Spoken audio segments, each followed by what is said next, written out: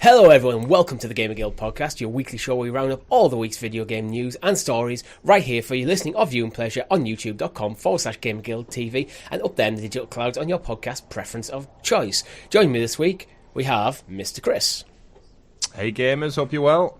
And of course, Mr. Rob. Hello, I also hope you're well. We've got a great show lined up for you where we'll be talking about the reviews for Forza, Assassin's Creed, Cyberpunk getting live action, and is ABK finally over the line.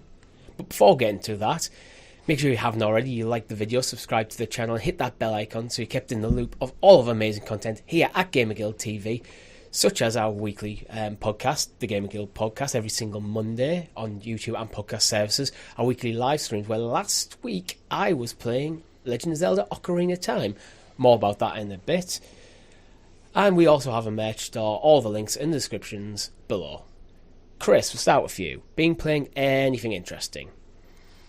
So this is a busy month for me, also with work-related things, but at the same time, I got FC24 last week, I got Assassin's Creed Mirage delivered this week, and of course, we all know Spider-Man 2 comes out in like 2 weeks' time, so October is a crazy month for me, but thankfully, like similar to you, Richie, FC24, aka FIFA, will just be my kind of go-to back and forth over the next 9 to 10 months. So no pressure to complete manager mode on that one. I've got real world sports to keep me ticking over. But yeah, Assassin's Creed Mirage, I'm not going to talk about it here because I'll wait until we get to the review section of the show, but really enjoying it, and I'm looking forward to talking a little bit more in depth about it. So yeah just those two for me. How is FC23? Because I haven't bought it yet. More of the same. Really enjoying it. Graphically looks great, running on my PlayStation 5. Started a manager mode, as you always do. Gone for Newcastle United. Correct team. Newcastle United, yeah, both good decisions. And I've cranked the difficulty up. I'm chipping away. I'm making some transfers. One of the things that is quite odd, which has never really happened to me before in career mode, is a lot of big teams are coming to me with big transfers. So, inside sports here, boys and girls, apologies, but Chelsea came to me with an offer for Miggy Almirion with for 5 million cash offer, plus they want to swap me with Conor Gallagher. So I took a brand new up-and-coming young prospect and 5 million for Miggy, and I know he's a good player, but I was like, I'll take that deal. If you're planning to buy another right winger already, then yeah, I'd take that deal. So for all you it's done that. I'm nodding so politely right now, with no knowledge of what is going on. You love Wrexham, Rob. You love welcome to Wrexham. I love Rob McElhenney, okay? Yeah. That's anything he touches. But yeah, inside scoop, yeah, it's more FIFA, but I'm enjoying it. And if you're a football fan, you'll enjoy it regardless. And you're going to buy it regardless, so why even talk a review about it or anything? Because that's how it goes. It'd have to be absolutely terrible for it to lose its like core demographic, or something else, another game to come, considering Pro Evo Soccer no longer really exists. It's like eFootball, and it's just basically terrible. They've got the market con. That's probably one of the things that led them to parting with FIFA, because we don't even need this license to stay on top. They don't. The sales in the UK especially have still been like, it's top sales charts. I think it's sold more year on year as well. So evidently dropping the FIFA brand has done nothing but benefit them in some ways. And although they have marketed it extra heavy this year, but it's obviously been needed to make sure. But they've probably had extra money for the marketing budget because they're not paying FIFA for the license. I'd hope 4 letters. So. It would be very naive and foolish of them to rebrand after 25, 30 years of FIFA and not think we might need to crank up the budget a little bit on our audience marketing. Yeah. It might have been a different story if Pro Evo, back in the early 2000s where they were basically going head for head. If that was still the case, then this might have been a different decision. But I agree, but Rob. Long live FIFA. Long live FIFA. Rob, what have you been playing? I'm 100% in space on my gaming at the moment. It's a nice little blend between, obviously, the ever-present Starship Troopers Extermination, which I'm still playing, along with 300 other people, and that's it. Is it dwindling? Is that... It always happens with like these early release games. Like Yeah. an update comes out, the player base kind of moves on because it's is only like a £12 game. Is it still in early access as well? Oh yeah, like super early access. So the content's not too deep and stuff like that. So that's cool. But other than that, it's been a split between Cyberpunk and Starfield, based primarily on kind of where I'm sitting, like determines which game I play. So really nice first impressions of Cyberpunk. Starfield, again, I feel might suffer from this glut of games that are going to come out from essentially like this week onwards, right? Like it doesn't really stop in the run up to Christmas. So that might take a bit of a backseat, but still enjoying it. Loving Cyberpunk, and Starship Troopers will always be there because I'm a true citizen. Yeah. Would you like to know more? With Starfield, I think it's one of them games where it's had this massive hype moment, and then it's going to go quiet in the news cycle because there's a lot of other stuff coming around, and then we're going to be talking suddenly next year. We're going to be talking about, it's been a year since Starfield. How's it doing? And like the current Steam numbers are just still going to be huge. I think it's just going to be one of them sort of games. I think the mod community is going to fire up over the next couple of months. It's going to be one of them. It's no longer in the limelight, but it's still doing big things. Yeah, I'd agree. I was actually watching a Spiffing Brit stream last night, actually, and he was playing like Skyrim with like 1,000 mods on. But it's like a survival mode, so he's got 100 days to complete the game. So it's like, you're going to see these sort of mods come to Starfield as well. Oh, yeah. I'm looking forward to it. Yeah, same. I haven't been playing Starfield. I'm done with that for now. But again, I think I will probably pick up periodically throughout the next 10 years. Yeah. What have you been playing out of interest? Sea of Stars. I've been absolutely grinding through Sea of Stars, and I'm having an absolute blast with it. I think I'm getting towards the end of the main story, probably about 25 hours in. But I think it's a great game, to be honest. It is a bit of a throwback to like a kind of Chrono Trigger kind of style game. That's not a bad thing. And it's just the story's really engaging. It doesn't feel like absolutely, sometimes when you jump in like a JRPG, it just feels too big, too unwieldy, too unmanageable. Mm-hmm. It feels like you're just slowly building up through the story as you go, and you're unlocking more areas. At no point do you feel like there's way too much stuff to do. So it feels like I'm always making progress. And there's never, while there is side questy stuff to do, there's never too much at one period of time that you don't go for like 10 hours without engaging in the main story. So it's never really losing that momentum. That's always pushed me off the genre a little bit, because I don't know if it's just a bad experience or bad picking of the games, but like the learning curve on some systems which are not particularly kind of familiar to Western kind of gamers, like they're difficult sometimes. Well, yeah, with Sea of Stars, the mechanics, they're not incredibly deep. But what you do get is, as you progress through the story, you get new characters, and so you get a new set of abilities, and there's always like a time button presses to do like additional attacks or additional damage or even like additional like defense.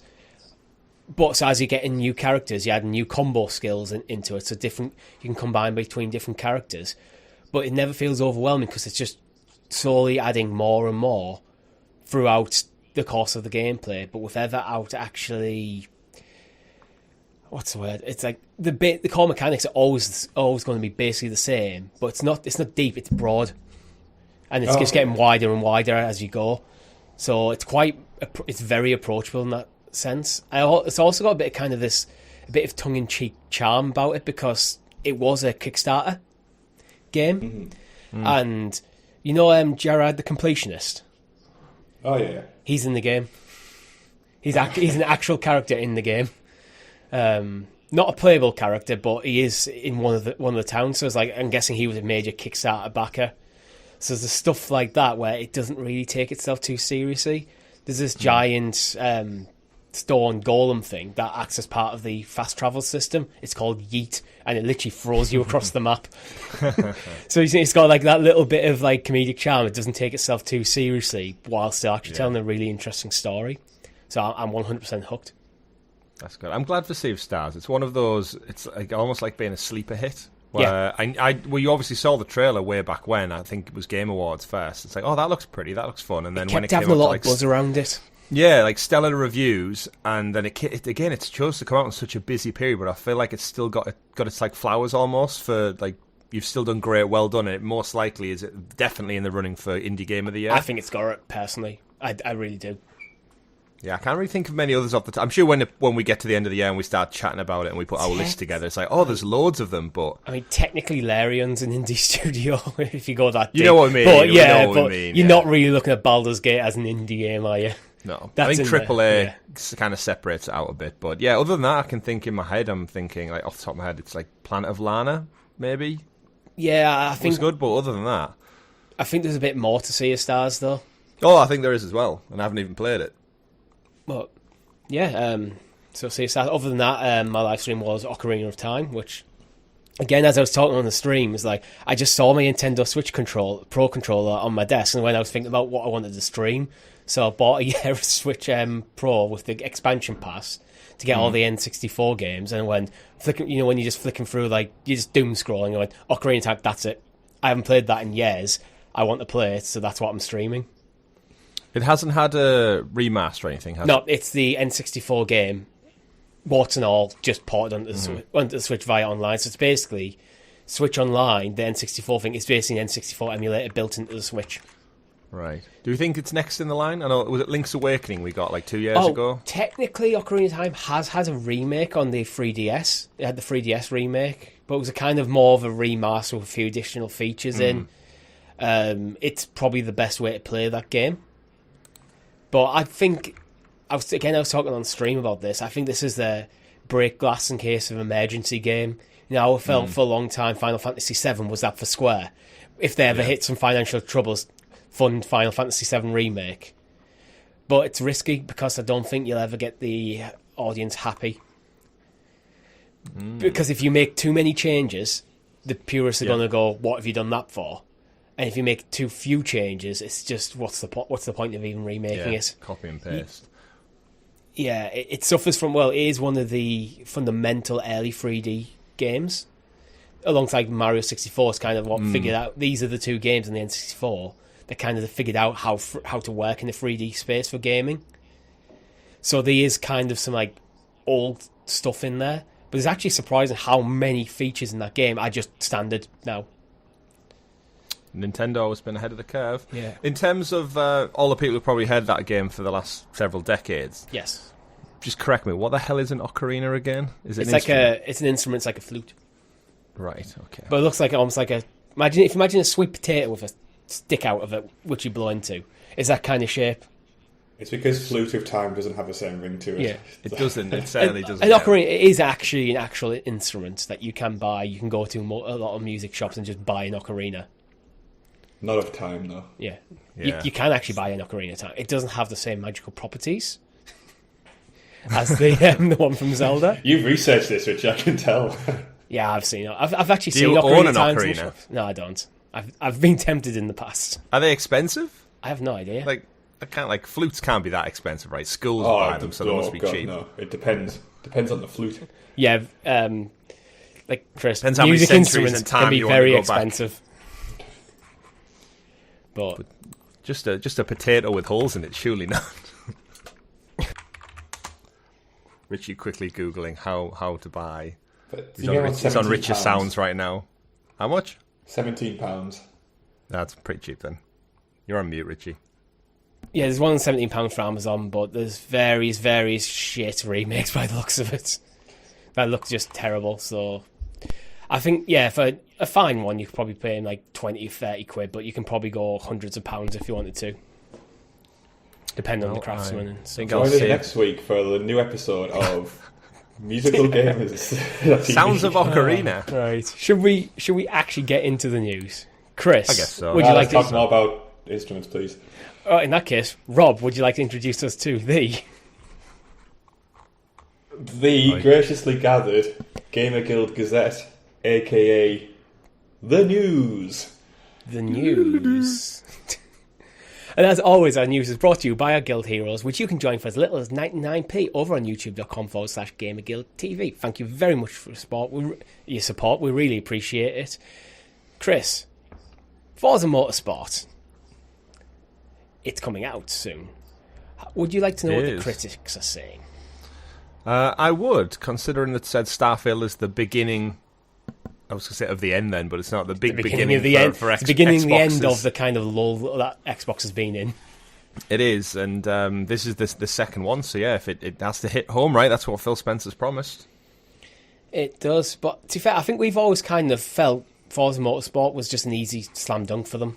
Like, just make a good racing game, which we know they're capable of, and then you're on to It's the a next tough thing. one to mess up, right? Yeah. Like for the type of purists, because Forza Motorsport it's not the arcade style, so it's almost like akin to the Gran Turismo simulation racer game where you've got to get that apex right, your speed, your braking, it's all really important.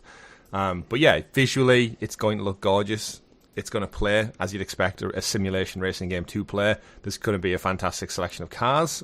I'm guessing, this is before I've read any of the review stuff, but tell me about it, Richie. How's it faring out there? So it is faring pretty solid, to be honest. It's kind of as expected, mainly 8s, some 9s, some 10s. The lowest review I've seen is from Games Radar, which is a 7, so I'll read an excerpt from that.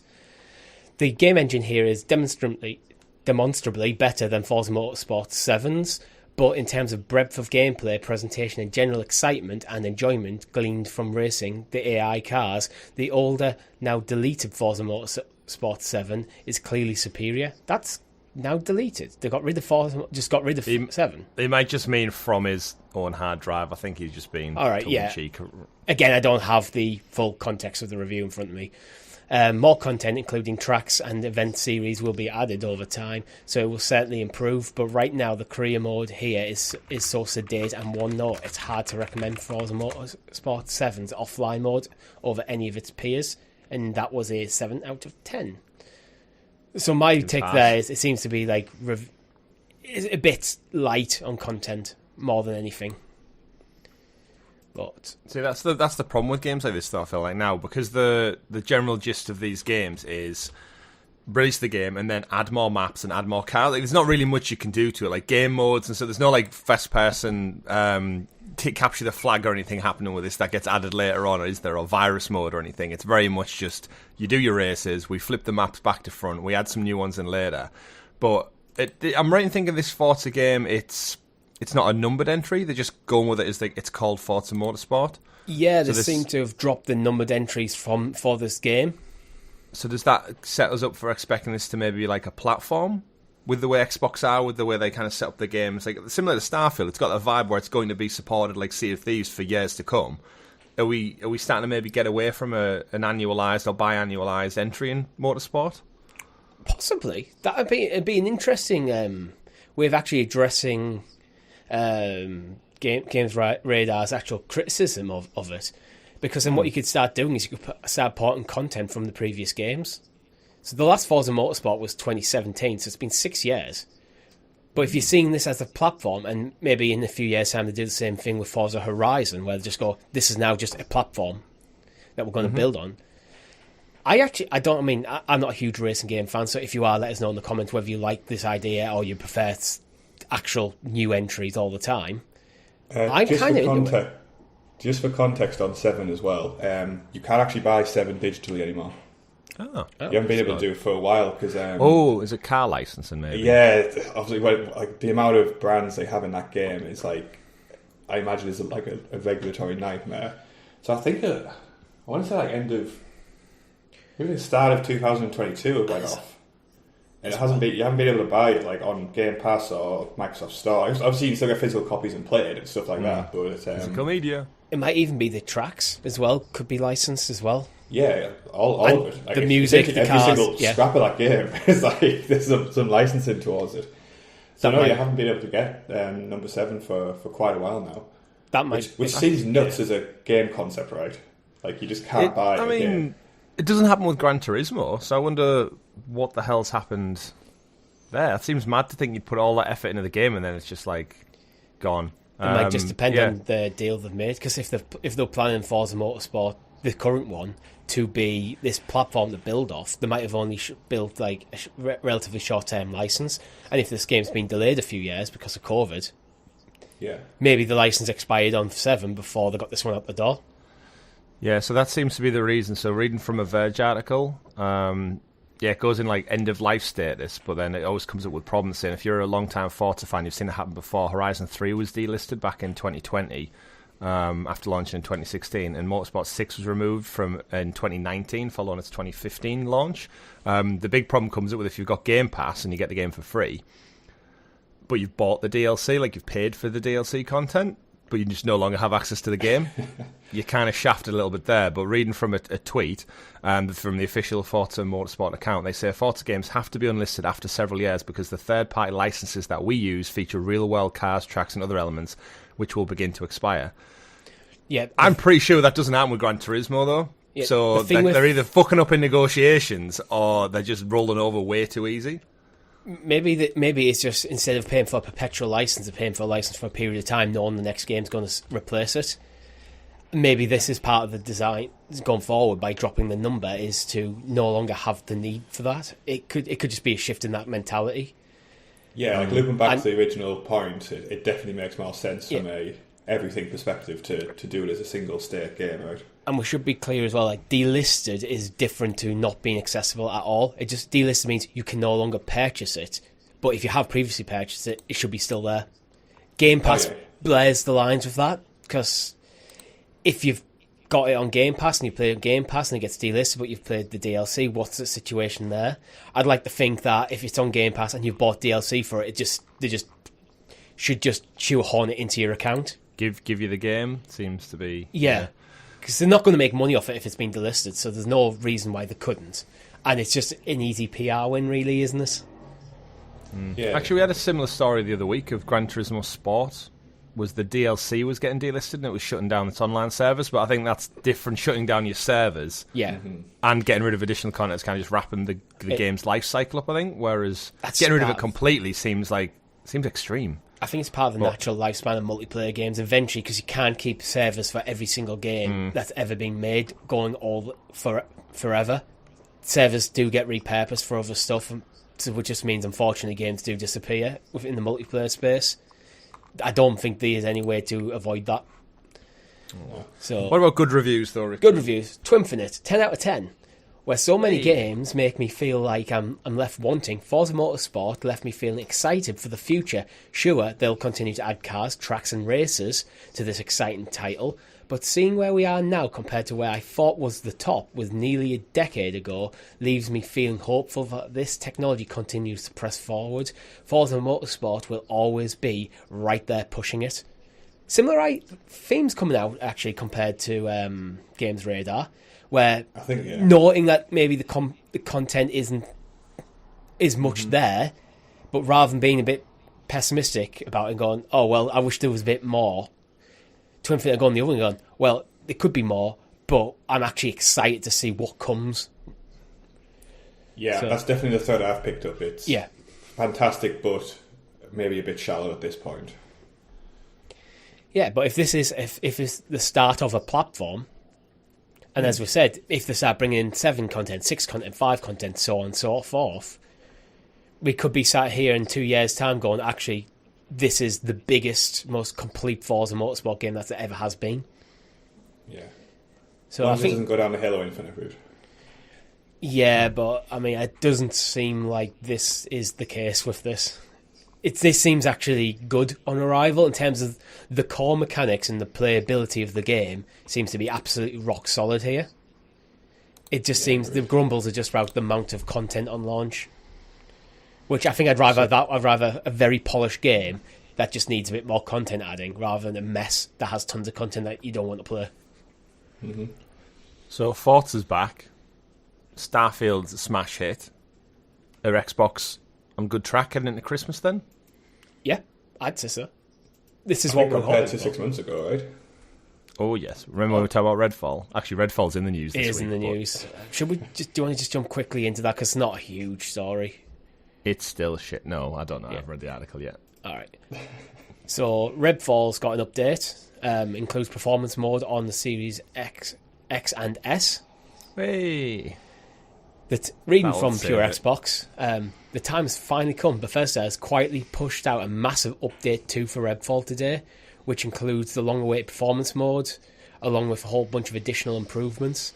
there's a whole lot of dig into. So let's have a look at some of it. So there's improvements in performance and stability, UI improvements, quite a few accessibility options. I recommend people go to Pure Xbox to read the full breakdown because I'm not going to go into everything. There's literally like 100 bullet points. Yeah. It is actually more than I realised. Gameplay, I think this is one of the things where... In fact, let's just talk this in concept. What do you think they need to do to get Redfall going again? Because I'm not sure where there was anything they could do. They need to pay me money to play it. Like that's the only way I'm. But it's free. You've already got it for free. No, that's the problem. No, I need a cash incentive financial for this game because why would you care at this point? Yeah, it's the fact that they quietly push the update out, right? Tells you that they don't really have any faith in it. So why should we as an audience? Yeah, I'm normally quite forgiving when a game launches for me, bugs and kind of performance perspective. That's one thing, but I don't think the bugs the and actual the core mechanics of the game was just bland. Shit. It's there's fun to be had. No way around it. I think there was fun to be had in Redfall, but again, going back to the initial conversation we were having around launches, I always felt this was marketed wrong. This was marketed as a AAA title along the side of a Forza, of a Starfield, where if this was just a quiet games as a service title that came out in between bigger titles that didn't have the massive pressure on it from the absolute just dearth of titles on Xbox first party, I think this would be reviewed in a very different light. I think because there is fun to be had. It's just not that interesting of a game. And I guess I give them credit for following through and actually releasing the 60 FPS version, like they said. But I wouldn't have blamed them if they just cut the losses completely. I think it just felt like at the time of launch, Xbox was in a really bad place. So a lot of pressure was put on this title to kind of step up to the mark when it clearly was just not the game to do that. I think right from the base concept of the game, it just was not the game to do what it needed to do. If it came out now, I think it's a different story. With all these patch updates, so with the 60 frames per second mode, so it's not going to come under pressure for that. Bear in mind, this was Xbox's first big title on the current first party title on the new generation of hardware. To not have 60 frames per second at launch, it's kind of people why? What's the point of the Series S and X if it's not better than the Xbox One? It had it on the box, remember? Yeah. I told you 60 frames on the box. But I think it is interesting how the pendulum swings to think if Starfield had came out before Redfall, and then we got this, and then maybe Forza afterwards, and this was sandwiched between them, I feel like there would be a lot more kind of patience when it comes to it. But the order in which it released, I feel like Redfall...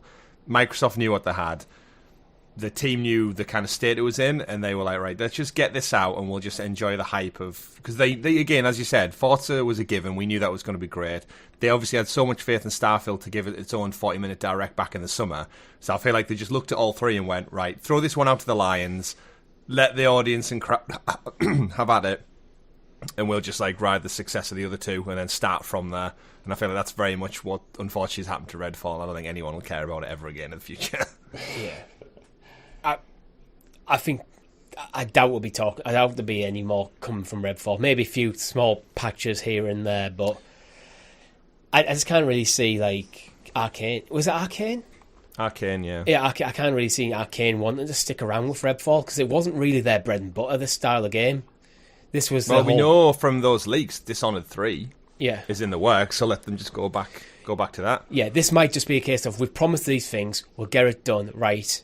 It is what it is. It's on Game Pass. It might find itself a bit of a cult following because, again, people still play things like Left 4 Dead, so there's stuff in this game that you can have a good time with. But if you're into that style Blade game, DLC. I'm Change not the game into a Blade game, and then we're good. I mean... Just drop Wesley Snipes, sound bites over. Yeah. Not even him recording fresh audio, just clip it straight from the movies and just put them in there. That cheap budget. But, I don't know why Duke Nukem's come to mind, but you know how it's got that kind of low fidelity audio, when he talks? You have it like that, so I even just compress the hell out of his audio, so it's, distorted and stuff. Just I had some of those LAPD pigs in there. Yeah. Or the what was it, lard? On the pigs in 2. You could just add them in there. That'd make Redfall more fun. Just killing police cops of pigs. Yeah, do it. Yeah, anyway, that's Redfall. There is an update, so if you've been hanging around waiting to see what Redfall's all about, waiting for that 60 frames per second patch, it's out there now. It's on Game Pass. Fill your boot, have a good time. I think there is some fun to be found. I don't doubt we'll ever be jumping back in. Unless it has like a No Man's Sky kind of redemption arc. But I'm not expecting it here. Rob, you've been playing Cyberpunk. Have you played Phantom Liberty? So I think for anybody who's not involved in the Cyberpunk kind of ecosystem anymore, it's important to distinguish between two things that have happened to this game over the past couple of weeks.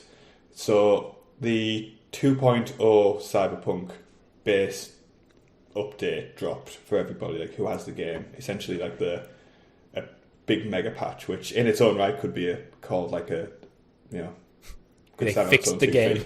Yeah, that essentially changes a hell of a lot of core mechanics, a lot of the issues that people had, and essentially makes the game closer to what I think we all expected when it launched.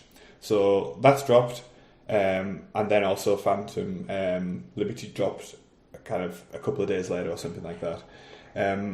So because I played Cyberpunk on Stadia originally, more fool me, I've had to kind of go back into base game Cyberpunk and kind of do that content again. The trouble is, it's been so long since I played the original Cyberpunk, which I can't remember what is updated from the game compared to what was there on launch. But you remember Pan Am? Oh yeah. I was cheating. Working my way to that tank scene. That's what I'm saying, right? But the base game content which I'm playing through now it's just fantastic. There's definite things I noticed which are new, which the police chase system's way better and things like that, and combat feels just I don't recall the police that much in Cyberpunk, but there again I was quite law abiding. When I did break the law, I was quite subtle about it, quite stealthy. Yeah. So I never really got caught, so I never ended up in a massive police chase. They're also that bad though, right? I remember the police trying to chase me, and all I'd have to do was go down some steps, and they'd be like, "Oh, where's he gone? We've lost him." And I was like, "Great!" And then they'd appear through then they just come through a wall in the alleyway that I'd run down, and I'm like, "Oh, there he is!" It's like you can't just naturally move through a wall and expect me to hide. So that's much better now. So I'm really loving it, and I haven't actually touched any of the Phantom Liberty content. But again, from what I hear, it's very, very good. But I'm putting more hours into the base game because of the Stadia issue at the moment. But what I would say is anybody who perhaps didn't like the game when it first came out, definitely go back to it and try it again, because the 2.0 update does a hell of a lot.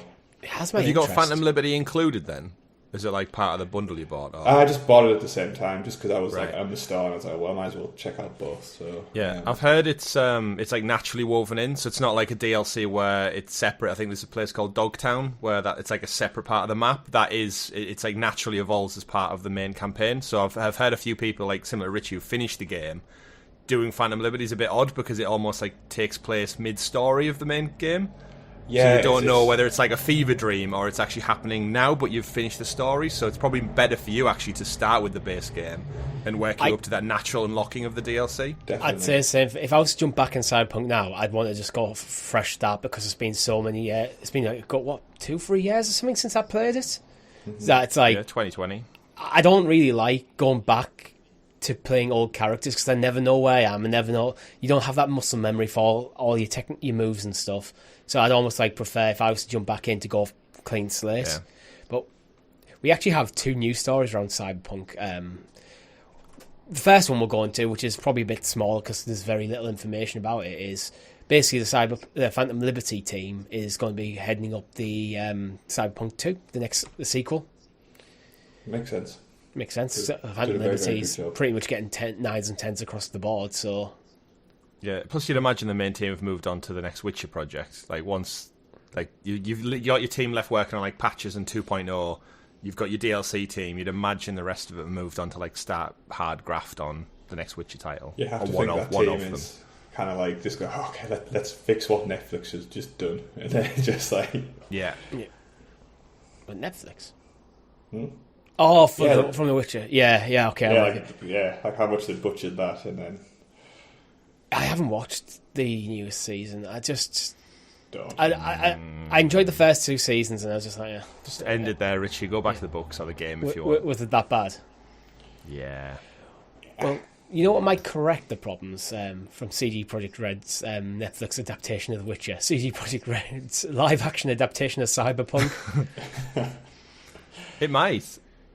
We don't know if it's a movie or a TV show, though, do we? They just said live action of some sort. I don't even know what, because there's very little information. What would you actually like to see? It's an interesting one because they use like proper actors. So if you told me they've got Keanu Reeves and Idris Elba on board for a Cyberpunk movie, I think that could be great. That would sell just from the star power. Right? Yeah, absolutely. And then again, Cyberpunk, I feel like is inherently it's cool. Like Cyberpunk, like the world of Cyberpunk is cool. And it's what people like look to, like Blade Runner style. But then it's like, are you getting too close to the game adaptation? Do you do something different? Because did you both watch Edge Runners on Netflix? I never watched Edge Runners. The anime. Yeah, I loved it. Oh, the anime is just fantastic, Rob. If you ever get, it's 20-odd minute episodes, Richie, for maybe like 8 or 9, I think. I don't think it was that long. It's really good. I blitzed through it in like 2 days. It's one of the best animes, and I'm not like a big anime guy. I have thoroughly enjoyed that.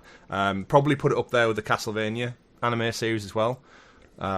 Which is great. So they can tell unique stories, and it's got nothing associated with the game. It's just in that world. I mean, so like if you like the world and the characters and calling people tunes and having cyberware in your head and the crazy like conglomerate companies and stuff that are running the place, then yeah, I think it could tell a great story anyway. I think with the Cyberpunk anime Edge Runners, it's worth noting that although I think it was Studio Trigger, I think it might have actually been a Japanese animation studio doing it, but it's very clearly got a Western audience in mind.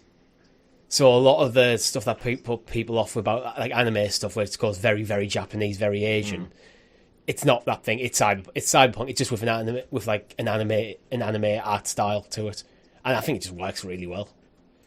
It did work really well. In terms of a show, though, I guess you'd need a huge budget. Do you think? Yeah, to bring Night City to life, like with all the like cybernetics and stuff, and you're gonna have to have some action scenes and stuff. That's gonna cost a lot. But in terms of like production, I'd imagine they'll just go to somewhere like Shanghai or like New York or somewhere that looks like a cyber city anyway, and then just digitally crank the neon up to 1,000. And like, what do you think? Like the Witcher production, like there's a lot of like monsters and prosthetics and stuff. A lot of this is just people with like maybe like a mechanical arm and neon lights everywhere. For the most part, it's everything from like the vehicle design to cybernetics to weapon design. Absolutely everything is non-standard. So I think it would be. If they'd like did like a bad version of it, like Johnny Mnemonic style kind of cardboard hands. And... I was thinking about, I think it'd be quite interesting if they could get Keanu Reeves on board and just tell basically Johnny Silverhand's story. So almost like a prequel to the main game. That's how you can get like, okay, we're going to get Keanu Reeves. He's going to be the star of it. Well, obviously, with Cyberpunk, you're playing as your personal made character, which is a blank slate character. That's quite hard to do. Yeah, I mean, considering where Keanu Reeves is on his career now, like I'd argue he's probably at like a height of action credibility, right? With like the way John Wick's going. That's it. He's got the action chops. He's got the action chops to pull it off. Yeah, and he'd probably sell. Like, they would sell just based on his star power, I think. Yeah, and then Idris Elba's no mean. Yeah, but Slum as well. Like, the thing is, you could work Idris. I haven't played Phantom Liberty, so I don't know how the stories interact. But you could potentially bring Idris Elba into the story as well as another character. But it can be DLC movie. You go watch the one with Keanu Reeves, and then they bring out like a 40-minute movie afterwards. You go see as an attachment. Imagine if they went right Cyberpunk. It's going to be like 10 episodes, each roughly an hour long, and it's going to be co-starring Keanu Reeves and Idris Elba. Like as a prequel to the games, like, yep, I'm in. From purely a business standpoint, you'd imagine it's got to go on Netflix, right? Oh, it seems to be the relationship there, yeah. And yeah, you know, Netflix would probably throw some money at it. But then again, I'd be very curious to see when this finally does see the light of day, how it impacts the sales of the game, because we saw The Witcher benefit hugely every time a new season dropped. The sales shot through the roof. It's got that natural synergy. that could absolutely be absolutely perfect as well for Cyberpunk. Cyberpunk, a lot of criticism on launch for it being a broken mess, rightfully so. It did sell a lot, but there's probably a lot of returns in there as well. And then the game's had its redemption arc. Now, if you get out a live action TV show on Netflix, people jump into it. We saw a boom from Edrunners, but I think a live action would have a bigger spike, and then people go, "Oh, that game." People Google game, realise it's now getting like 10s out of 10s for the DLC. It's actually a solid game now.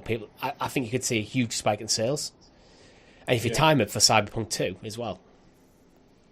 And I think, again, like, just credit to CD Projekt Red. I mean, they had like a near infallible reputation prior to Cyberpunk coming out with like what they'd done for The Witcher and The Witcher. It came out a DLCs. year and a half too early. That was the problem.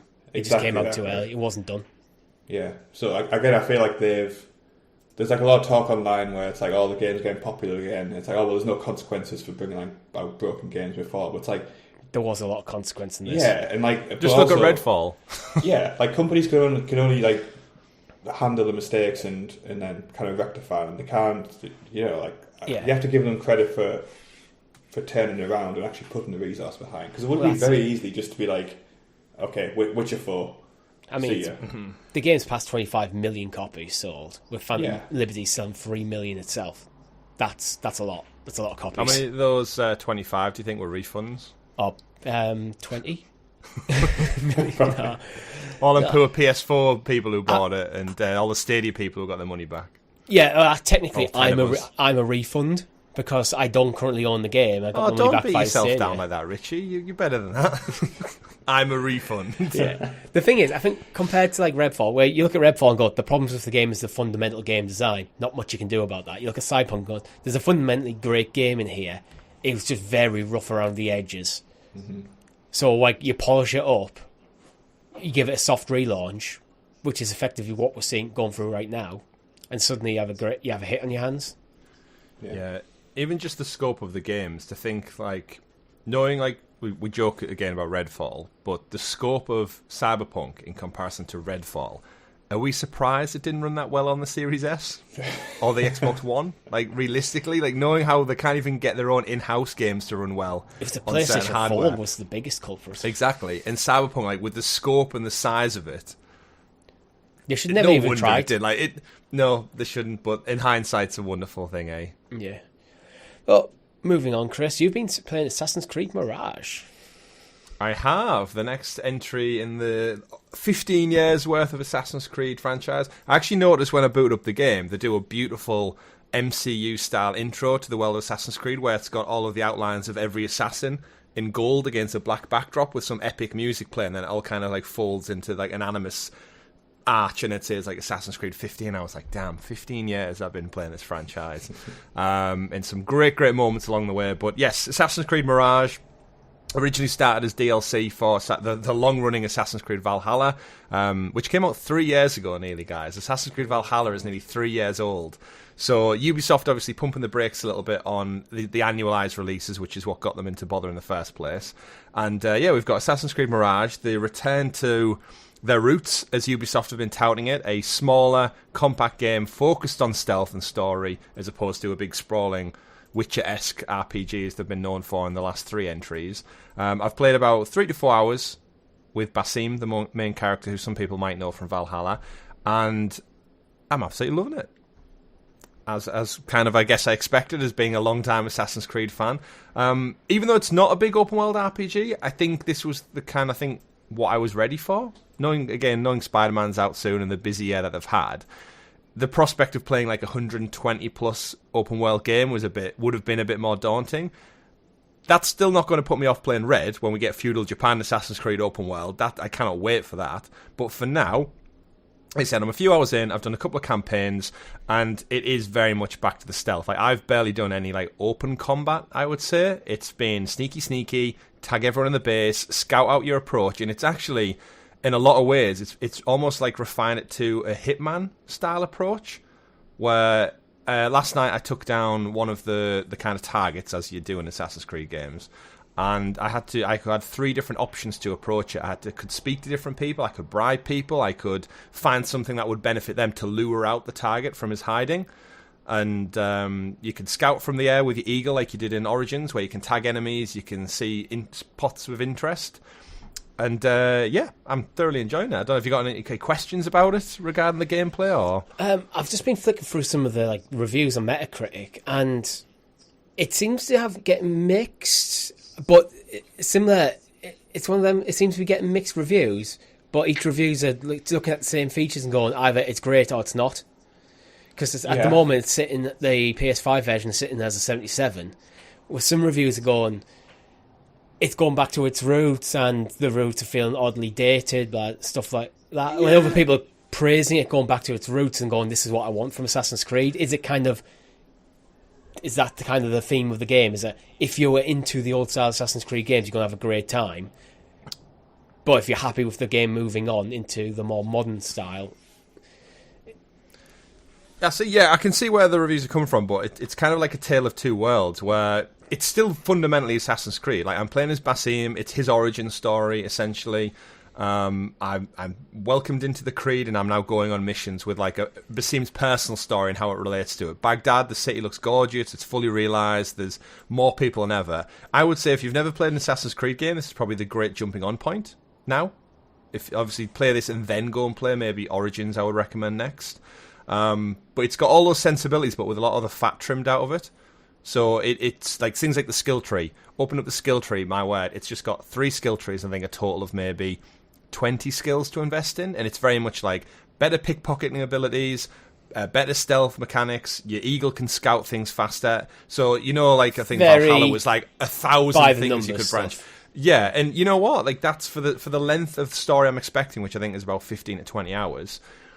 That's kind of what I want. I don't want it to be too padded out and fleshed out. But the biggest thing for me is the approach to the story is they're called investigations. So on your main map screen, it's got the open world map, your inventory, then it's got investigations. So it starts off with you hear a rumour, you hear a story, and you've got to go actually seek out the people or the information or the notes or the evidence, essentially, to piece it together. And each kind of element of the story has 3 pieces of evidence you need to gather to reveal the next course of the story. Kind of similar to how Batman Arkham sometimes did the investigatory part. And it's given me quite a condensed story. And there are side missions that kind of pop up, but they're all kind of woven in, I'd say, a little bit tighter because of the nature of the smaller story. So I'd say if you've enjoyed the big open world games, you'll still get something out of this because it's a great tale through history featuring assassins and Templars. If you've not played one before, it's a great jumping on point because it is so focused, I would say. After only playing it a couple of hours and been very biased because I'm a huge Assassin's Creed fan, I'd say it's Ubisoft doing Ubisoft, Richie. It's probably a solid 8 out of 10. Yeah. And that's a good thing. But it's not going to have to absorb 100+ hours of your life, which for a lot of people is probably very grateful. That's one of the... There's 2 main things that I'm quite interested in Mirage about. One of them is it's because it is a smaller title, it feels a bit more kind to your own time, where I think modern Assassin's Creeds from Origins, Odyssey, Valhalla were unnecessarily large, full of stuff that the additional content in Ubisoft games, and I rarely find that interesting. A lot of it is just by the books. Here's a quest from a nameless NPC to go to an area to kill some people to come back to get some gold, which then is largely useless. And you just have a lot of stuff, or go to this place, climb up a tree, and then there you go. There's you picked up a feather. There's a lot of very bland content with it having a much shrunk down map. I feel like what I was praising Sea of Stars for earlier, how it's kind of constantly funnels you back into the story and never gives you too much stuff to do. Yeah, is one of the things I was excited for this, because then I always fizzle out in Assassin's Creed games. I rarely get to the point where I go, right, I've done everything I want to do, I'm done. I just get to the point where I no longer want to play it. Fatigued. Yeah, because it's just too much stuff that gets in. I always find it tripping over its own feet. And the more traditional stealth-style gameplay, I think, is just missing. Where both to its... the current, with Odyssey, Origins, Valhalla, feel very generic Western-style RPGs now, and that's probably because how well they were received, that it's almost become a template. That's why they just fall a bit flat. They don't do it that much interesting. But the lore, though, which is... they sell. The lore of Assassin's Creed is amazing. That's the best part of the game, by far, in my opinion, for every single title. It's the history. I was talking I started playing it last night while my wife was just chilling out, and like again being in Baghdad and hearing like different characters, different locations, the history of the city and the religion and everything mixed in and woven into the story. It does start off very like Aladdin. Like Basim's a bit of a street rat. He wants to grow up to bigger things. There's a palace and there's a king and there's the artifacts kicking around. But I think Carl Wilson sums it up if you're interested in this game. You've played the previous ones. I knew who Basim was going to become heading into Mirage. If you've finished Valhalla, you'll know. But I still found myself genuinely surprised and shocked about what happens. This is one of the most engaging narratives I've experienced in a long time since games like Red Dead Redemption 2 and Ghosts of Tsushima. So that has me excited to play through the rest of the story, and I think Ubisoft could be onto quite a good thing if they have their big open worlds like Red when that comes out. But then maybe every few years between we get a smaller one. I think we've said this a couple of times on the show, but smaller entries as a aging gamer who doesn't have as much time in his life anymore. I will take an Uncharted Lost Legacy every few years. I will take a Miles Morales every few years if it means we get like little touch points for these franchises without having to commit years and years of time or patience to wait for it and my life to play it. Focus on what makes these games truly great, and it's not a massive expanded open world. It is the strength of the narrative and how it interacts with the gameplay, and just jettison the additional stuff. But if you go for, say, like a 4-yearly cycle where every other year they bring out a smaller title, then so in years bring out a small title, then a bigger title, small title, bigger title. Like, so you get two games every 4 years, a smaller and a bigger title. I think that could be a good cadence for it. Absolutely. So, yeah. 8 out of 10 so far. Assassin's Creed Mirage. Recommended by me. Rob, anything you want to add on to that before we move on? Not really. I like the... it has interested me a tiny little bit. Just because I am like purely out of the Assassin's Creed world. I think like the step back to history is the thing that kind of pulls me back in, because like without kind of sounding too like harsh, I think for most people of our generation, like a city like Baghdad isn't a city of where we appreciate the histories. We see it as like a very much modern. Yeah, I think our knowledge of Baghdad starts with the war in Iraq. Exactly right. So it'd be really good to see. Is Baghdad Iraq or is Afghanistan? Sorry. Yeah, you're right. Yeah, I thought so. I had that moment of doubt. But it still does that classic thing where, as I walk around, there's like fragments of like animus stuff in and around the city, and they're called historic artifacts or something, and you collect them, and it immediately defaults you to the menu screen, which tells you a little factoid about the city, the time, the rule, the emperor, and like. Yeah, again, they've done it in loads of them, and it's just that little touch point. One thing, if you have an inherent interest in history, you'll appreciate the layers of the game and the research that went into it. Because I think you're right, Rob. It's crazy to think I'm sat playing a AAA game that is essentially talking about characters, voice actors, the story, the world. They're using language. They often use phrases like goodbye and stuff in I want to say Arabic, but I might be wrong with that. In their native tongue and language, and it's like in today's world, it's surprising that that's as accepted as it is. But I guess video games are more willing to accept changes in different stories. Yeah. I have heard that if you actually switch the language to Arab, there is a lot of like idioms and stuff that are like culturally relevant references to obviously that era of the world. So if you are a native speaker, you'll probably get a lot out of it from that. Yeah, and to sum up, going back to like the original, like. The biggest thing I always remember from Assassin's Creed early games is that little message at the start where this game was created by, I can't remember the exact word. It's multicultural, multi-faith. Yeah. I think this game looks to get back to that, which is always nice. Because I remember do you remember Mr. Smith, our history teacher in secondary school? He got really like annoyed at me asking all these questions about ancient Italy when Assassin's Creed 2 came out. He was like, this is not in the curriculum. I don't know where you're getting this from, but just like, move on. That's weird for a teacher. He's like, oh, I'm interested in history. He's like, no, you're interested in the wrong bit of history. It's World War II now. You just didn't know the answer. It wasn't in the curriculum, so yeah. You love it. But Assassin's Creed, I think it's always got that spot. Interesting enough, the physical game, did come with a map. Of Baghdad, and I was like, I was trying to think, when was the last game you got that came with a map? Yeah, it's probably GTA, right? GTA always came with them. Witcher 3 came with a map, the physical release. Definitely got a map of the Witcher. Of Northern Pokemon Realms. games used to come with a map occasionally, right? as well? I I don't feel like think I've seen so. a Pokemon. I feel like I've seen one or two Pokemon maps. I might have just posted on a wall. Let us know in the comments below what the last map you got in a game was. So we mentioned ABK at the start of the show. I think this is a very quick news story. I don't want to get too in depth into it, like 55 minutes into the show. It looks like we might have a final completion next week, or rather this week by the time you're listening to this. I've said it before and I'll say it again. Until I'm playing Call of Duty on Game Pass, I am not believing anything these lawyers or spokespeople say for these representative brands. Yeah. So reading from The Verge, Microsoft is planning to finalise a $68.7 billion proposed acquisition of Activision Blizzard next week.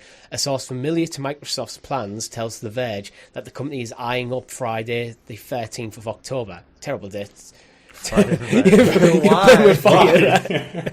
As the closing date where it announces to the world that the 20-month process to buy Call of Duty maker Activision Blizzard is over. So hopefully next week on this very show we'll be going, it's finally happened. I think we should just not even acknowledge it. I think we should just move on. It's finally happened and we're like, yeah, it's over. Friday the 13th. Why would you even do that? You might as well just put the contract in a box of snakes. Maybe that's the problem. This is the last hurdle. They need to figure out how to get past the snakes. They solved the riddle of the Sphinx. Let's just move on quickly to The Last of Us Part 2, Chris. Is it getting a remaster? Probably. It seems to be the norm for PlayStation now. They go and do that double dip feature. Of course, The Last of Us timeline is we got Part 1 remaster made in the same kind of engine and body shapes of the second one, and then now we're going back to the second one to rebuff it again. It never had a PS5 release, which seems crazy to say in the timeline of things. In my brain, it looks so good. It is a timeline thing because, weirdly enough, I sat there again playing Mirage last night, and there was a couple of cutscenes, and I did say to my wife, because she loves The Last of Us, and a game that's now 4-year-old nearly, still looks infinitely better than Mirage in nearly every aspect and manner, and that's obviously the difference between first party and Ubisoft how to make for multiple platforms. But the fact that this game still came out so much later, Mirage being on the new platform, and a PS4 game still looks every way, shape or form during the cutscenes, from mannerisms to micro expressions to voice acting. It's just so much better. And again, this game getting a PS5, not Game of the Year edition, but a PS5 release, no surprise. What I am surprised, and I think Naughty Dog probably wanted to time it like this game should have realistically launched as a Game of the Year edition or award edition with factions built into it. But factions is still fucking who knows where. It seems like it's been deprioritised as well. There's rumours that they've taken people off the project, so...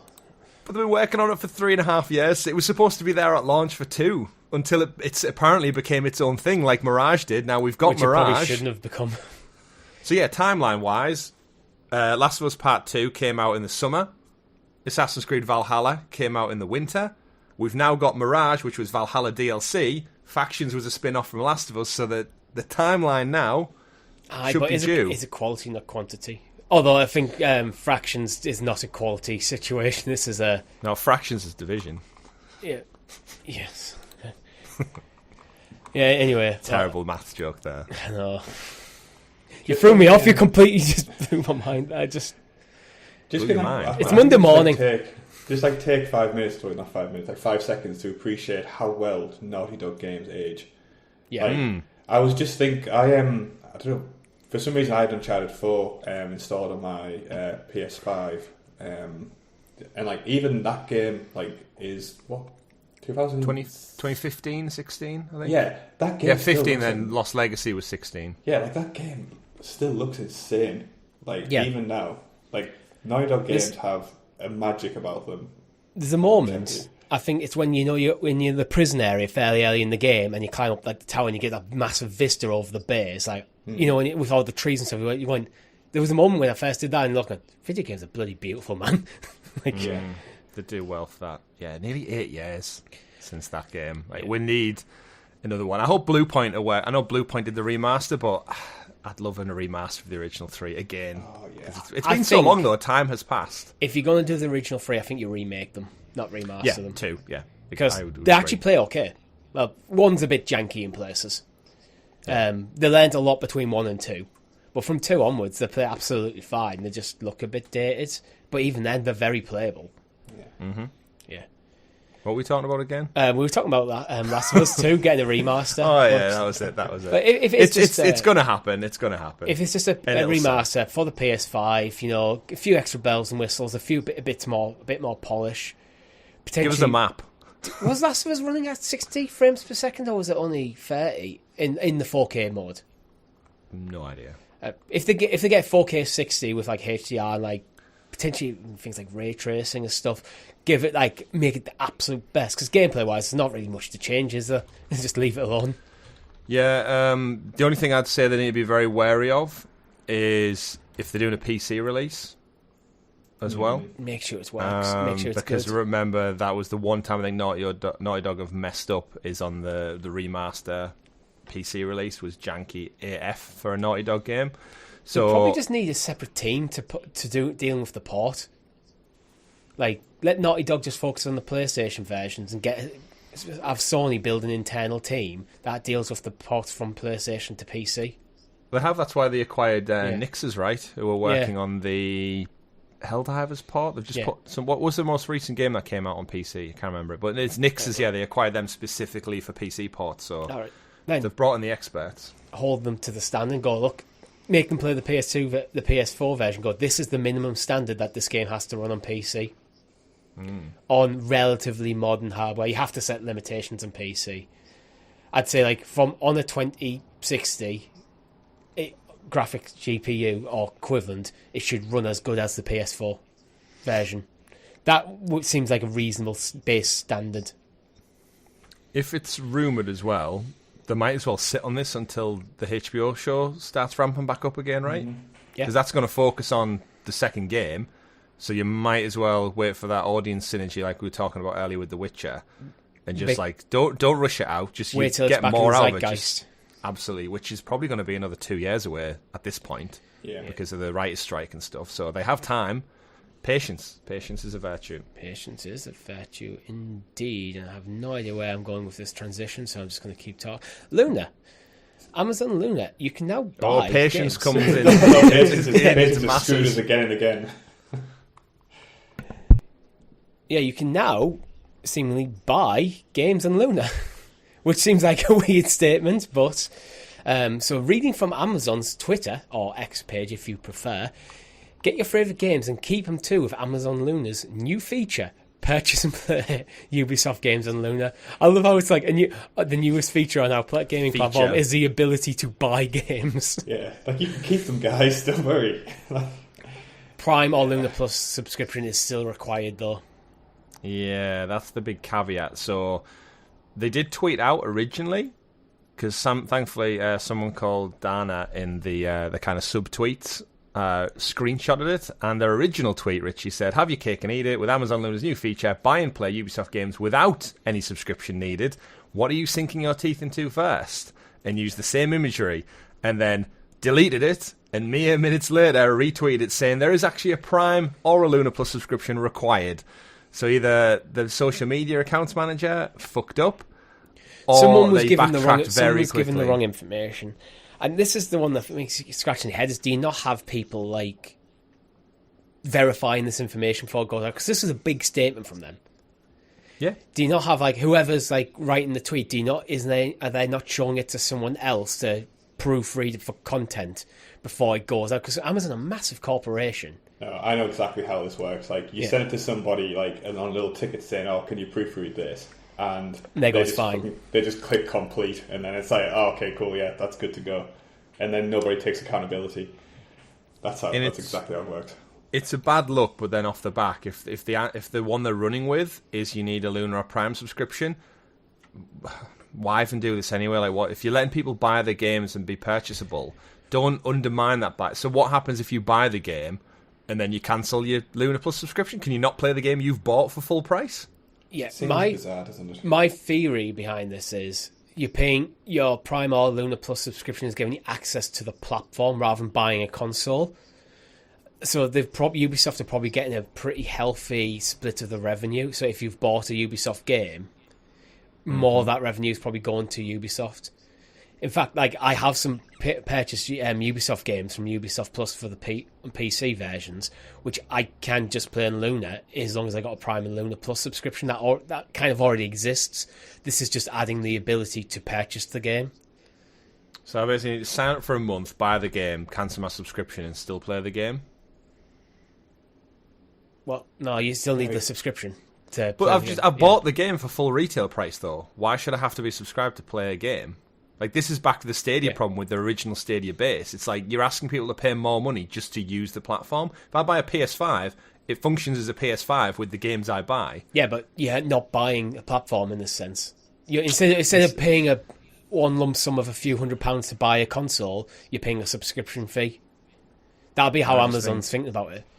I don't like it. I think it should just be a case of if you want people. Considering their biggest issue is getting people into the platform, I think it's worth how much money they're actually going to raise by having you forcing people into Prime or Luna Plus. If you're putting the caveat on that's going to force people to second guess their purchase, like, oh, so I need to keep. So now it's the cost of the game plus if I want to play this game for a couple of weeks, like beyond a month or two, it's asking me for more money. So that game inherently becomes more expensive just to play it. Which, if you make your audience second-guessing a purchase, they're going to go elsewhere. And this is the problem Stadia had, is people are like, oh, well, I don't want to do that. I don't want to overcommit to it, especially such a young platform that we don't know what the future looks like.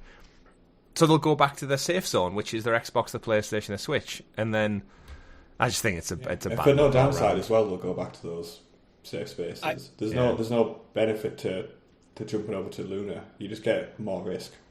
Yeah, I even just had the thought of, like, well, what if instead, if you've already, instead of trying to get new people in, what if they went to people who already have Amazon Prime and went, hey, here's a one-off bonus, send you an email, one-off bonus, click here to claim Assassin's Creed Valhalla or Odyssey or something. Mm-hmm. Click it, you've got it, it's now in Luna, you already have Amazon Prime, that's why we've emailed you can now play this game there, to drive people from who already have Prime into the platform. Yeah. But I think the problem with Luna is the same problem Stadia had. You can show them all the reasons why you should look at this platform as a viable option, but then they get in there, look at the catalogue and go, where's the games? Yeah. Yeah. I can't get over that. Yeah. And if you want this just to be a Ubisoft Plus platform, then you just need to buy Ubisoft Plus. You don't need Prime or Luna to do that.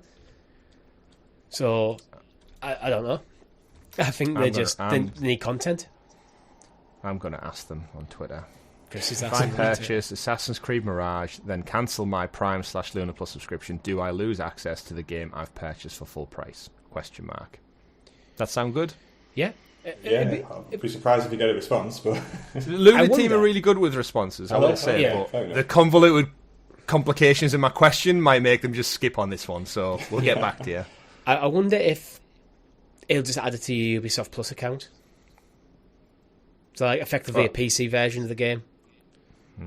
I want to play it on Luna. That's why I bought it on Luna. Either way, we digress. It's a great feature, but it should just be that. I don't pay for any other features. It should just be included. But either way, it's good to see a big game coming to it, and I'm guessing they're going to promote the hell out of it because it's the only AAA title they've got this year to date, if I'm right in thinking. That's Assassin's Creed Mirage, yeah.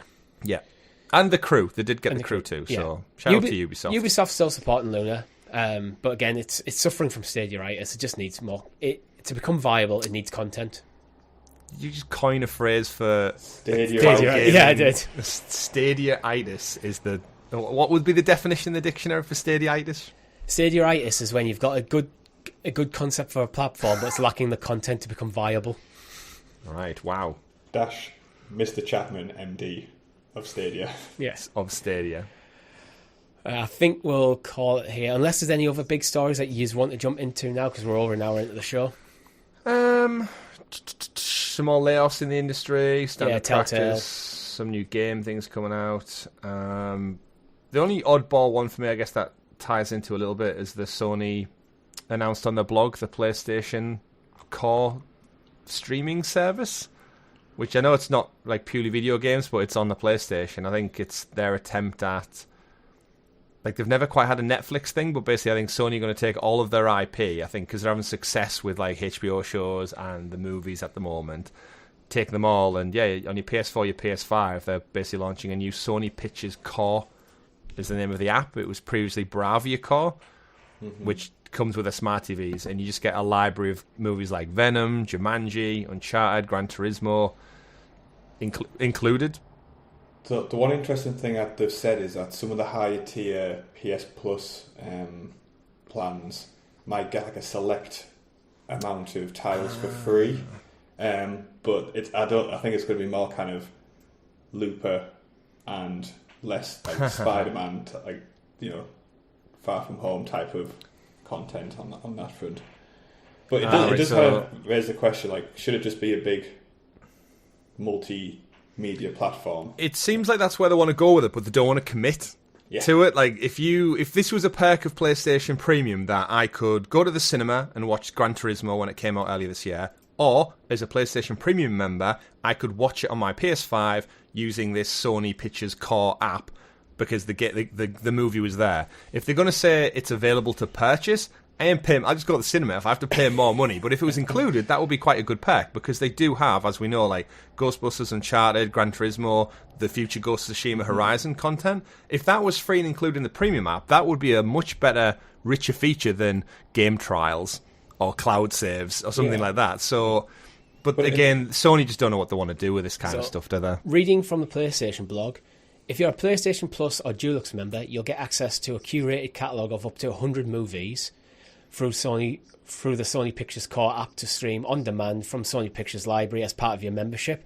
The catalogue, which will be ad-free and updated periodically, features movies such as Looper. Yeah, so the first one's Looper. Kingsglaive, Final Fantasy 15, Elysium, and Resident Evil Damnation. There will also be additional benefits for all your PlayStation Plus members, so stay tuned for more details. Yeah. That's a weak list of films to start with, isn't it? It is. We're not talking tier 1 type of content. I'm looking at this as, and now I have access to these films as something I'm paying for gaming reasons. Yeah. I mean, it's one of those, if they went with premium titles included, it could be a great service. Like, Richie, have you seen Across the Spider-Verse yet? No. Great movie. It's there on the picture art. Like, the key art is the top banner image, but my guarantee is that's like £4.49 to rent or $12.99 to buy in HD or whatever. And if you look at that, why would you buy it through that and not just through like another service? The thing is that I wouldn't buy PlayStation Plus to get access to just the list of movies that I've named here, but Sony do have a lot of movies. So if they have a premium service, like a Netflix kind of thing for all Sony movies, like Disney Plus does for Disney, I think there's value in that outside of gaming. And if you get access to a fairly light version of it via PlayStation Plus, then, and potentially you could even have a combined subscription where you get both PlayStation Plus and Sony Pictures Core Plus for a single price. It could be an enticing prospect in there somewhere. But up to 100 movies, I'd like to hope some of them are better than the ones listed. But it's early days. The headline ones that these could be the headline ones, or they could just be the first ones they've got signed up to be dealt with, and they needed a few titles for the article. Yeah, I mean, there's a final point on that. It does give them some interesting kind of promotional and marketing opportunities. So, say they release a new, if the new Spider-Man were to come out, say this existed, they could also drop some of the movies onto that month and do a big kind of Spider-Man content bundle or something like that. So there's opportunities for it, but you could do a thing if you're a Sony Pictures Core member, you get the Miles Morales Across the Spider-Verse suit for Spider-Man 2. Yeah, stuff like that could be interesting in the future. So he's some cosmetic interplay between the two things. Yeah, it's. I mean, they're one step away from just doing their own streaming service, but I think similar to a lot of other companies like Paramount and stuff, they don't have enough on the. Well, it's been around for a while. They've tried this many times over the years, but I think Netflix and Amazon and Disney Plus now are just way too big beyond it. I think the likes of Hulu in America, and we've got Paramount Plus over here now. Peacock is another one. I think at some point they're just all going to consolidate, and these companies are going to go, right, we've got a big library of movies, but not enough to be independent. Let's sell it. I think Sony often sell their stuff to Netflix, don't they? Yeah, It's like Spider-Man's their big on there go-to, yeah. But But either way, it's more value, I guess, added to premium. I think So if you've got it, Bravia core doesn't really draw people in because, like, you think of Bravia, you know, Sony Bravia is a TV division, but it's not really great marketing for some of this. Sony Pictures Core, I think, is better. they need to ditch their attachment to these like sub-brands they've got. Stop saying Bravia like it's a thing. Stop saying Xperia like it's a thing. Just, it's Sony and PlayStation are the only two credible things that you have under that umbrella. I think that's what they're doing. I think that's literally what they're doing here by rebranding it to Sony Pictures Core. Okay, you now know this is the film arc of Sony. I feel like cores are bad. They should just went with plus. Everyone knows what plus means now. Like saying core, I'm getting a vibe of, Game Pass core. Yeah. It's like, Anyway, I think that's all we have time for you this week. So thank you very much for watching. Oh, games. What games are in gaming history? Let's have a quick look, see if there's anything interesting before I wrap up the show. That's how we like to round out this week. So, we fucked up last week, didn't we, Richie? Where we had one of the best days in history of ever in video games, and we didn't even talk about it. I know we very quickly blew through a few. So anything interesting jumping out? Again, there's some great stuff in this week. So this is for October the 8th, which is the day we're recording, because that's how we always do this. Time Splitters 2. Mortal Kombat in the arcade, the original. 31 years ago for Mortal Kombat. 21 for Time Splitters 2. The original Dishonored came out 10 years ago today. Yeah. XCOM, Enemy Unknown came out. Beyond Two Souls. 2 years ago, Metroid Dread. As if that was 2 years already. Concrete Genie was 4 years ago. And that team no longer exists. Indeed. R.I.P. Any for you, Rob? It has to be Mortal Kombat. That started something, didn't it? I thought you were going to say the French version of Just Dance 2014. Oh, yeah, get down to that shit. But no, it has to be Mortal Kombat. Yeah, like that started a very distinct, I guess, change in tone for games and what they could be, I think. There's very few lists of games that original Mortal Kombat in the arcades isn't a standout title on. Yeah. Like it's one of the de facto video games of all time, isn't it? Yeah, exactly that. Yeah. So Mortal Kombat for me. You mean Godzilla Destroy All Monsters Melee? Wasn't up there on the game. I'm going to be War of the Monsters for that type of genre. Yeah, War of the Monsters is awesome. So, some of these could be like sleeper hits that we just never knew. But that's all we have time for this week. For about the third time I've tried to end the show. Thank you very much for watching. If you haven't already, make sure you like the video, subscribe to the channel so you're kept in the loop of all of great content here over over GamerGuildTV. I did it. Over at the channel formerly called Helix Plays Games, formerly called Helix Cloud Games, formerly called Sounds of Sadie, and now currently called GamerGuildTV. On the YouTube and on podcast services around the globe. Make sure you hit the bell icon so you're kept in the loop. If you fancy buying a bit of merch, we have a merch store. The links are all in the description. We have a Discord server. Again, links are in the description, so you can join a bunch of awesome people talking about. Actually, our Discord this week's been talking to me about trying to convince me to buy like the 8-bit DAW adapter so I can use my original N64 controllers on my Switch. But it's like a mod kit, so I'd have to like crack them open and stuff. But that's how they get you. I mean, it's either I'm interested, but it's like, do I go for that or do I just buy the Switch N64 controller, which I am tempted by? Remember at the start of before we started recording, you were like, "Oh, I'm skint. I've got no." Yeah, I know. I am skint. Like, I want to buy a new controller. I've bought a year's worth of Nintendo Online. I mean, in Nintendo Online with the expansion, it's like £35 for a year. Okay. It's a couple of rounds of drinks. That is. Yeah, not really. It's half of a night out. It's medicine to stave off your stadios. Infection, stadiitis. So the Nintendo Switch Online is about £35. The N64 controller is about £35. There's a night out, so I'm going for one night out, and I've got a year's worth of gaming on the N64, SNES, and NES, Game Boy Advance. And only one of them will give you a hangover. Yeah, the N64. Should we caveat this week's episode that next week we probably will be hungover because we're out drinking all day? Yeah, we are. Okay. Our whole Saturday next week is beer festival. Yeah. I'm going to play pigeon shooting before it as well. I've got a busy day. Oh, God, I'm hosting next week as well, aren't I? You are. Yes. So you can look forward to that. Thank you very much for watching. I've been Richie. I've been Chris. And I've been Rob. GG everyone. Goodbye. Bye.